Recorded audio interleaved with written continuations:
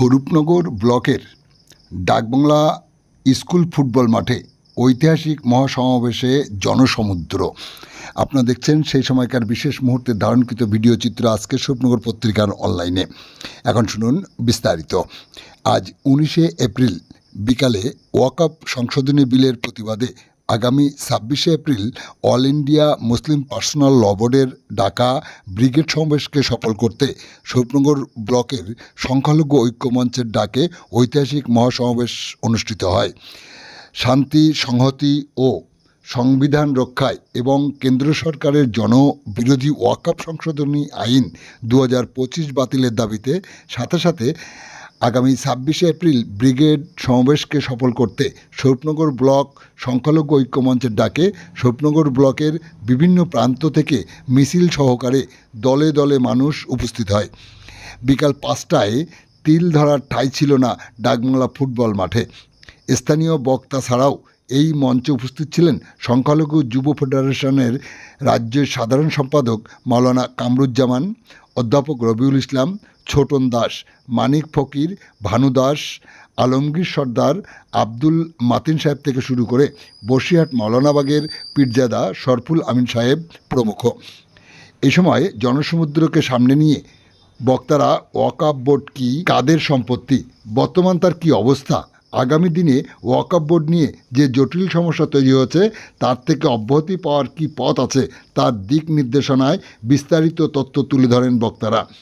আপনারা দেখছেন সেই সময়ের ধারণকৃত ভিডিও আজকের স্বরূপনগর পত্রিকার অনলাইনে। এ সময় কি বার্তা দিলেন সংখ্যালঘু যুব ফেডারেশনের রাজ্যের সাধারণ সম্পাদক তথা all India Muslim personal law বোর্ডের অন্যতম সদস্য মাওলানা কামরুজ্জামান সাহেব শোনাবো আপনাদের। আপনারা দেখছেন সেই সময়কার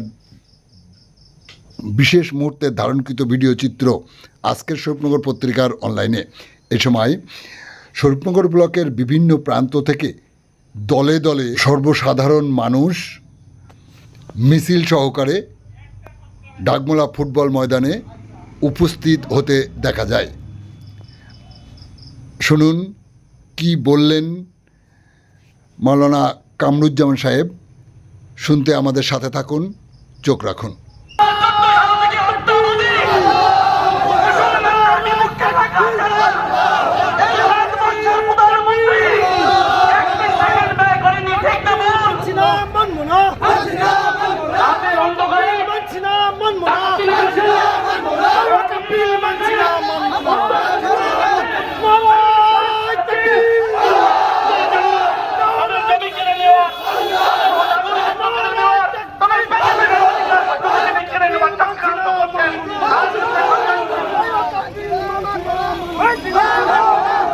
আমরা সর্বসময়ের জন্য পরিচয় দিই, সাম্প্রদায়িক সম্প্রীতির কথা বলি। ভেবে রাখবেন শুধু মুসলমানদের দায়িত্ব নয় সম্প্রীতি বজায় রাখা। সাম্প্রদায়িক সম্প্রীতি বজায় রাখার জন্য সব দলের, সব মতাদর্শের, সব ধর্মের দায়িত্ব। মুসলমানরাই কেবল মুখ বুঝে সাহায্য করে নেবে কখনোই ভাববেন না। ভারতবর্ষের মুসলমানরা ধৈর্যের পরিচয় দিয়েছে। সম্পত্তির দলিল চাও, আমরা দলিল কি করে দেখাবো? তোমরা সাথে সাথে আইন করলে যে সম্পত্তিগুলোর দলিল দেখাতে পারবে না, যে সম্পত্তিগুলোর লিখিত কোনো ডকুমেন্টস দেখাতে পারবে না, সেই সম্পত্তিগুলোর ডিসপুট সম্পত্তি হিসেবে দেখানো হবে। আর যখন সেটা আংশিক ডিসপুট হবে বা পরিপূর্ণ ডিসপুট সম্পত্তি হিসাবে চিহ্নিত হবে, ডিএম সেটাকে ওয়াকফ সম্পত্তি হিসাবে, সেটা যে রেকর্ড ছিল সেই রেকর্ড কেটে সরকারি সম্পত্তি হিসাবে রেকর্ড করে দেবে। এই বিএলআরওকে এই অর্ডার ডিএম দেবে। যেটা বোর্ডের আওতায় ছিল সেই বোর্ড সম্পূর্ণ ক্ষমতাকে বোর্ডের হাত থেকে ছিনিয়ে নিয়ে সরকার নিজে এই ক্ষমতা গ্রহণ করেছে, যেটা মুসলমানদের জন্য চরম দুর্ভাগ্যের। আমরা এই দেশের সংখ্যালঘু মানুষ ভোটের বিনিময়ে পার্লামেন্টে ভোটাভুটি করে আমরা জিততে পারবো না।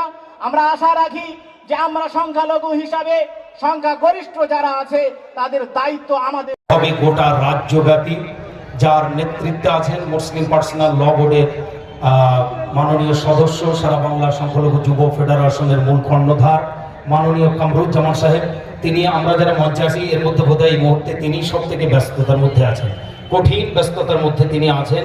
আমাদের মাঝে এছাড়াও এসে উপস্থিত হয়েছেন মাননীয় ভানু সরকার মহাশয়, মাননীয় ছোটন দাস মহাশয়, তারাও আস্তে আস্তে এক জায়গা থেকে অলরেডি বক্তব্য দিয়ে আসছে, আবার এখান থেকেও কোথাও অন্য কোথাও আবার তাদের প্রোগ্রাম রয়েছে।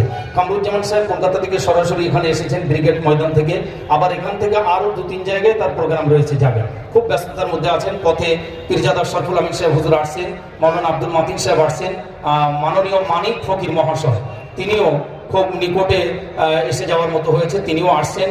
যার এই অক্লান্ত পরিশ্রমের ফলে আজকের এই কলকাতার বুকে এরকম একটা সমাবেশ হতে যাচ্ছে, সেই মাননীয় কামরুজ্জামান সাহেব মাইক্রোফোনে আসছেন, আপনাদের সামনে মূল্যবান আলোচনা হচ্ছে।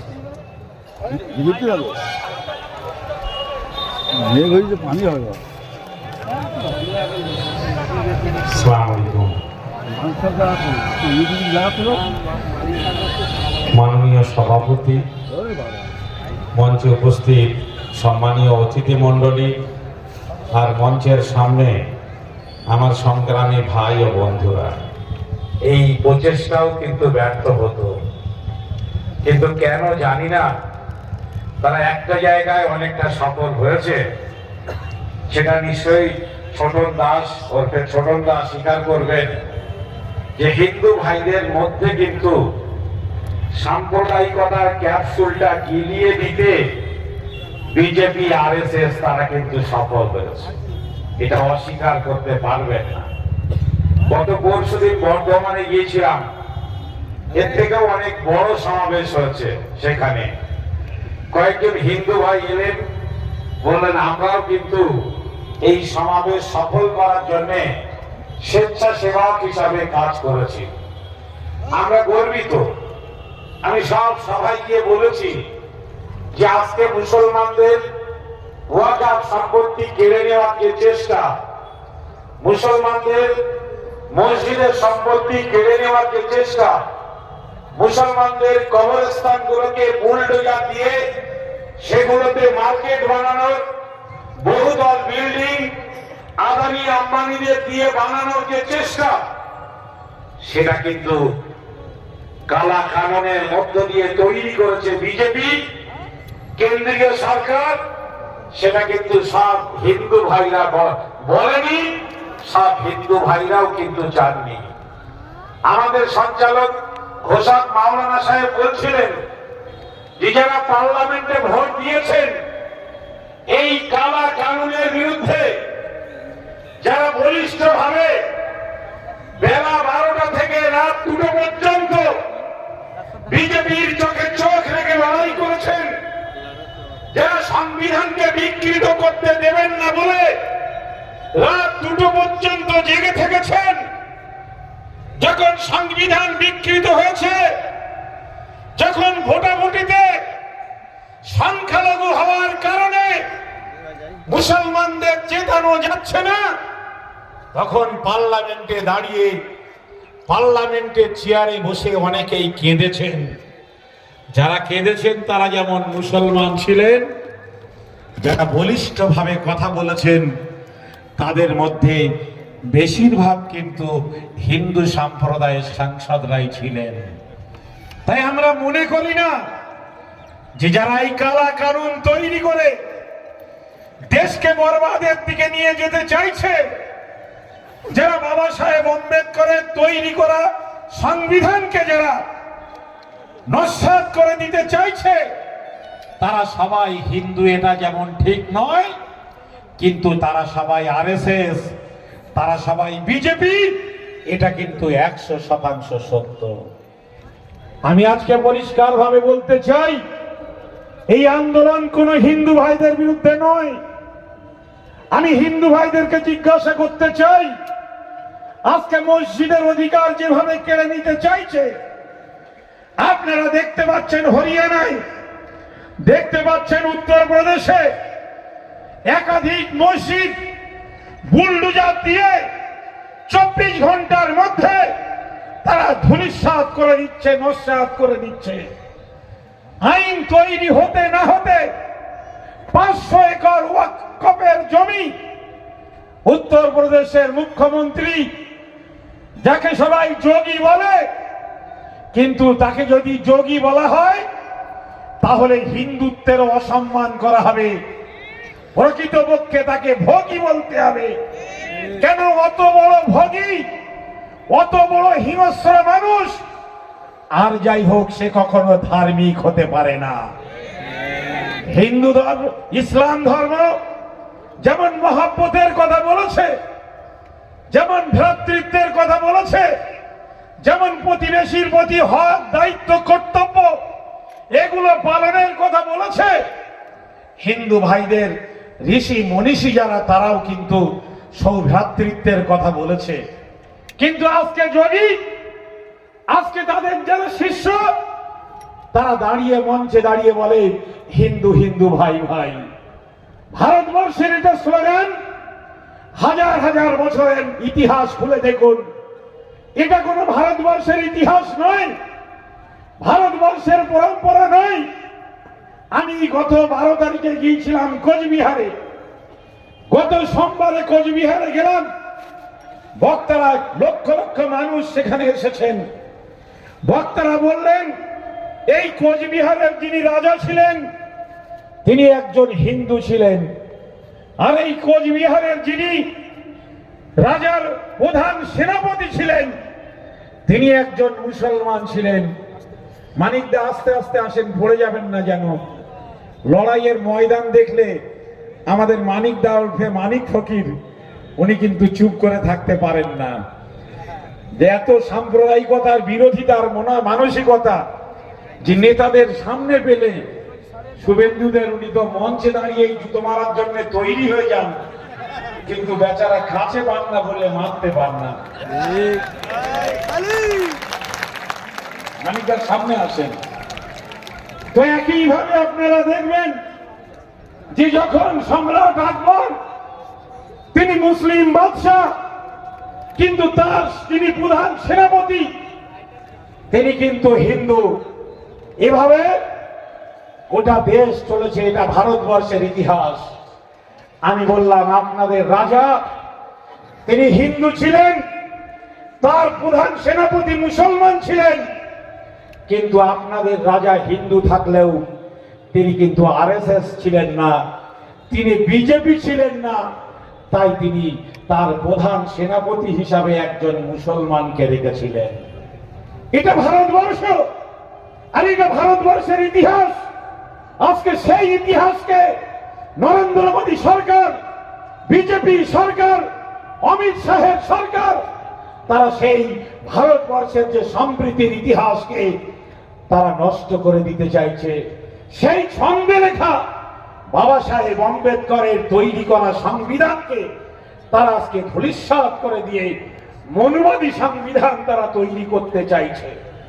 আমরা গর্বের সঙ্গে বলতে পারি যে বাবা সাহেব আম্বেদকর যে সংবিধান তৈরি করেছে, সেই সংবিধানে যেমন সংখ্যাগুরু হিন্দু ভাইদের যতটা তাদের অধিকার, ততটা অধিকার সেখানে যেমন সুনিশ্চিত করেছেন, একইভাবে সংখ্যালঘু মুসলমান তাদের ততটা অধিকার তিনি সুনিশ্চিত করেছেন।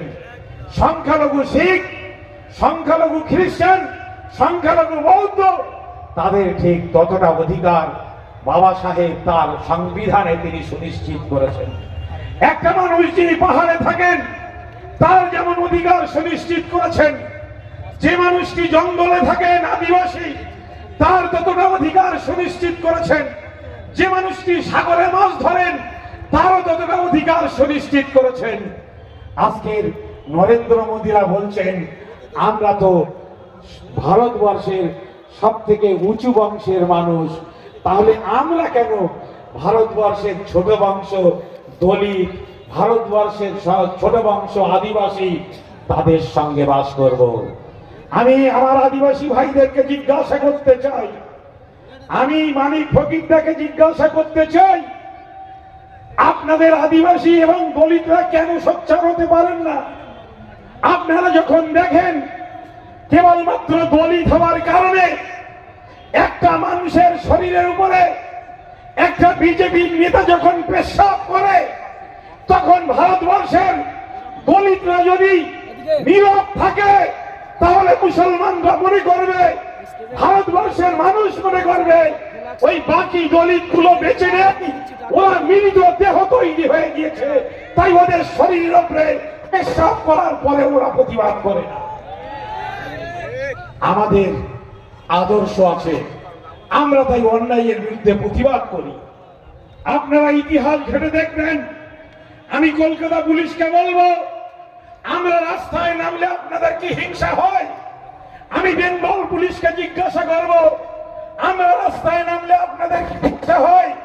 আমি প্রশাসনকে জিজ্ঞাসা করব, একটা ইতিহাস খুলে দেখুন, যখন মাদার টেরিজার বিরুদ্ধে যখন আরএসএস এর নেতারা ঘৃণা ছড়িয়েছে, আমি কামরুজ্জামান আমাদের মুসলমান ছেলেদের নিয়ে তার প্রতিবাদ করেছি। যখন বৌদ্ধ মন্দির, যখন গয়াল বৌদ্ধ মন্দিরে আক্রমণ হয়েছে, আমি কামরুজ্জামান রাস্তায় নেমে তার বিরুদ্ধে প্রতিবাদ করেছি। অন্যায় হলে তার বিরুদ্ধে প্রতিবাদ করতে হবে, এটা আমার প্রিয় রাসূল সাল্লাল্লাহু আলাইহি সাল্লামের শিক্ষা। ফলে আমরা প্রতিবাদ করব, দলিত ভাইদেরকেও সেই শিক্ষা নিতে হবে, আদিবাসী ভাইদেরকেও সেই শিক্ষা নিতে হবে। আর আমরা যখন আন্দোলনে নামি, জেনে রাখবেন সেই আন্দোলনের পরিবেশগুলো শান্তিপূর্ণ রাখার দায়িত্ব এটা মুসলমানরা নেয়। কোথাও অশান্তির কোনো পরিবেশ হয় না, লক্ষ লক্ষ মানুষ একত্রিত হচ্ছে। গতকাল আপনারা জানেন মুম্বাইতে বড় কর্মসূচি হয়েছে all India Muslim personal law বোর্ডের। আজকে 19 এপ্রিল হায়দ্রাবাদে মহাসমাবেশ অনুষ্ঠিত হচ্ছে all India Muslim personal law বোর্ডের। আমি ব্যথিত হলাম, আমাদের মাননীয় মুখ্যমন্ত্রীর কাছে আমি এটা প্রত্যাশা করিনি। তিনি সেদিন নেতাজি ইন্ডোরে দাঁড়িয়ে বললেন, আন্দোলন যদি করতে হয় দিল্লিতে যান। এটা মুখ্যমন্ত্রীর কাছে আমরা প্রত্যাশা করিনি। আমরা জানি যে এটা দিদির রাজ্য, এটা যোগীর রাজ্য নয়। তাই মিটিং আমাদের করতে দিতে হবে। আমরা কিন্তু শান্তির বার্তা দিতে চাই, আমরা সৌহার্দ্যের বার্তা দিতে চাই, আমরা সৌভ্রাতৃত্বের বার্তা দিতে চাই। ওয়াকফ নিয়ে আপনারা শুনেছেন, আমাদের রবিউল সাহেব বলেছেন, আমার ছোট ভাই আহসানুল ইসলাম সে আপনাদের সামনে অত্যন্ত গুছিয়ে তাৎপর্যপূর্ণ ভাবে কোথায় বিকৃত করা হচ্ছে, কোথায় অধিকার কেড়ে নেওয়া হচ্ছে, সবটা আপনাদের সামনে বলেছেন। আমি লম্বা বক্তব্য শুধু আপনাদের করতে চাই না, আমি শুধু চাই যে আমার হিন্দু ভাইরা যেন ভুল না বোঝেন, বিজেপির ভাইরা ভুল বুঝুক, তাদের আমরা সঠিক বোঝাতে চাই না। কেন আমরা যত বার্তাই দিতে চাই না কেন শান্তির আর সৌহার্দ্যের, তারা আমাদের প্রতি তারা বিশ্বাস রাখবেন না, তারা বুঝবেন না। কিন্তু আমার হিন্দু ভাইরা তারা সবাই মুসলিম বিদ্বেষী নন, তারা মুসলিম বিরোধী নন, তারা সবাই বিজেপি করেন না। তাই আমার বিশ্বাস যে তারা অন্তত আমাদের কথাগুলো শুনবেন আর বুঝবেন। আমি আমার হিন্দু ভাইদের বলতে চাই, আজকের আক্রমণ এসেছে মসজিদের উপরে। আজকে মসজিদ, মাদ্রাসা, কবরস্থানের জায়গা কেড়ে নেওয়ার চক্রান্ত। আমরা তো মসজিদ কোন হিন্দু ভাইয়ের জমিতে বানাইনি, আমরা মসজিদ তো পিডব্লিউডির জায়গাতে বানাইনি, আমরা তো কবরস্থান সরকারি জায়গায় বানাইনি। মুসলমানরা সম্পত্তি দিয়েছে, মুসলমানরা অর্থ দিয়ে মসজিদ তৈরি করেছে, মুসলমানরা সেখানে নামাজ পড়ে, মুসলমানরা সেই মসজিদ পরিচালনা করে। সেখানে হিন্দু ভাইদের কমিটির সদস্য বানানোর কোনো দরকার আছে বলে অল ইন্ডিয়া মুসলিম পার্সোনাল ল বোর্ড মনে করে না। এটা আমরা বলেছিলাম। ঠিক তেমন ভাবে আমার হিন্দু ভাইরা মন্দির বানান, সেই মন্দিরের জায়গা তাদের হবে, তাদের অর্থ দিয়ে তারা মন্দির বানাবেন, তারা মন্দির পরিচালনা করবেন, তাদের আস্থার বিশ্বাসের জায়গায় তারা উপাসনা করবেন। একটা মুসলমান ভাইও সেখানে প্রতিবাদ করতে দাঁড়াবে না। কিন্তু সরকার যদি বাধা দেয়, পুলিশ যদি বাধা দেয়, মন্দিরে যদি প্রশাসন বলে মন্দিরের জায়গাটা কেড়ে নেওয়া হবে, যদি প্রশাসন বলে মন্দির কমিটিতে বাধ্যতামূলক ভাবে 2 জন হিন্দুকে সদস্য বানাতে হবে, আপনারা 2 জন মুসলিমকে মন্দিরের কমিটিতে সদস্য বানাতে হবে, এটা আপনারা যেমন সদস্য সমর্থন করবেন না, আমাদের মসজিদ আমরা বানিয়েছি, আমরা নামাজ পড়ি, আমরা পরিচালনা করি, সেখানে তেমন হিন্দু ভাইদের সদস্য বানানোর কোনো প্রয়োজন আছে বলে আমরা মনে করি না। তাই জেনে রাখবেন, এই ন্যায়সঙ্গত বক্তব্যগুলো আপনাদেরকেও বুঝতে হবে, আপনাদের জানতে হবে আন্দোলনটা কিন্তু হিন্দু ভাইদের বিরুদ্ধে নয়। তাই মুসলমানরা যখন আন্দোলন করবে, অনুগ্রহ করে আপনারা আসুন, এই আন্দোলনে পা মেলানোর জন্য এগিয়ে আসুন। যদি পা মেলাতে না পারেন, বাধা তৈরি করবেন না অনুগ্রহ করে। আবারও বলবো, আন্দোলনটা কিন্তু আমার হিন্দু ভাইদের বিরুদ্ধে নয়, এই আন্দোলনটা কিন্তু অবশ্যই কেন্দ্রের সরকার যারা অসাংবিধানিক প্রক্রিয়ায় সংবিধানকে ভাঙতে চাইছে, মহামান্য সুপ্রিম কোর্ট একইভাবে জিজ্ঞাসা করেছে, বলেছেন আপনারা তো মসজিদ কমিটিতে হিন্দুদের রাখাটা বাধ্যতামূলক করতে চাইছেন, আপনারা তাহলে কি মন্দিরের কমিটিতে মুসলমানদের রাখবেন? এটা জিজ্ঞাসা করেছিল অল ইন্ডিয়া মুসলিম পার্সোনাল ল বোর্ড। গোটা দেশ থেকে জেপিসির কাছে ইমেল পাঠানো হয়েছিল 6 কোটি। গোটা দেশে যখন জেপিসির কমিটি তারা যখন সাধারণ মানুষের বক্তব্য চেয়েছিল, আমি নিজে কলকাতায় গিয়ে বক্তব্য রেখে জানিয়েছিলাম যে এই কালা কানুন আপনারা নিয়ে আসবেন না পার্লামেন্টে। তারা শোনেনি। আজকের মহামান্য সর্বোচ্চ আদালত সুপ্রিম কোর্ট বলছেন যে পার্লামেন্টে সংখ্যাগরিষ্ঠতা থাকলেই সংখ্যাগরিষ্ঠতা দিয়ে দেশের সংখ্যালঘুদের অধিকার কেড়ে নেওয়া যায় না। কেননা দেশের এই পৃথিবীতে যে কোনো দেশে সংখ্যালঘুদের ভোটাভুটিতে অধিকার কেড়ে নিলে ভোট দানে সংখ্যালঘুরা কখনো জয়ী হবে, কখনো বাটখারার যদি 1 কেজি আর 500 গ্রাম, একদিকে আপনি 1 কেজির একটা বাটখারা চাপাবেন, আর একদিকে 500 গ্রামের একটা বাটখারা চাপাবেন, শুধু অপেক্ষা করবেন যে ওই 1 কেজির বাটখারাটা ওটা ওজন কম হয়ে যাবে আর 500 গ্রামের বাটখারাটার ওজন বেশি হয়ে যাবে। এটা যতক্ষণ কিয়ামত পর্যন্ত সম্ভব নয়, গণিতের হিসাবে অঙ্কের অধ্যাপক আপনাদের সামনে বক্তব্য রেখেছেন, ঠিক একইভাবে পৃথিবীর কোথাও ভোটাভুটিতে সংখ্যালঘুরা জিতে যাবে, এটা তো হতে পারে না। তাই অবশ্যই সংখ্যালঘুদের যে অধিকার, দেশের সংবিধান সংখ্যালঘুদের যে প্রোটেকশন দেশের সংবিধান সুনিশ্চিত করেছে, সেই প্রোটেকশনকে রাখতে হবে। ভাই আমার, শুধু এই কথা বলবো, আন্দোলন দেশ জুড়ে হবে। গতকাল মুম্বাইতে হয়েছে, আজকে হায়দ্রাবাদে হচ্ছে, আর আমাদের পশ্চিমবাংলায় আপনারা এখানে আছেন এবং পশ্চিমবাংলায় আজকে আমার কাছে হিসাব আছে কমপক্ষে 50টা এরকম বড় সমাবেশ হচ্ছে।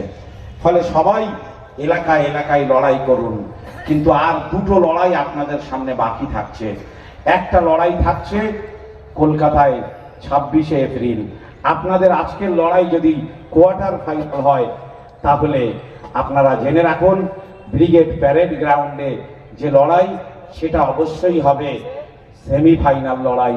আর দিল্লিতে ওই 56 ইঞ্চির ছাতি যারা দেখায়, ওদের সামনে গিয়ে যেদিন লড়াই হবে সেদিন কিন্তু হবে ফাইনাল লড়াই।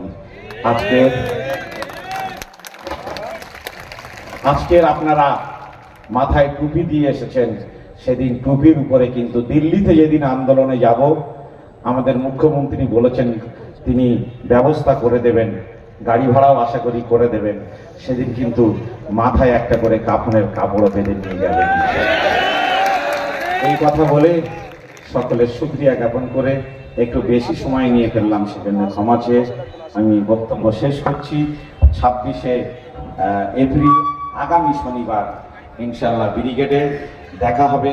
শান্তিপূর্ণভাবে যাবেন, রাস্তায় স্লোগান দেবেন না, কেবলমাত্র জাতীয় পতাকা নিয়েই যাবেন এবং আমাদের সর্বভারতীয় নেতৃত্ব all India Muslim personal law বোর্ডের তারা যে বার্তা দেবেন, সেই বার্তাটা শান্তিপূর্ণভাবে নিয়ে আসবেন। কোনো অপশক্তি যাতে বিশৃঙ্খলা ঘটাতে না পারে সেটা দেখার দায়িত্বও কিন্তু আমাদের। আসসালামু আলাইকুম। ধন্যবাদ মাননীয় কামরুজ্জামান সাহেবকে, অনেক গুরুত্বপূর্ণ কথা তিনি আমাদের মাঝে রেখেছেন এই মুহূর্তে, খুব গুরুত্বপূর্ণ কথা।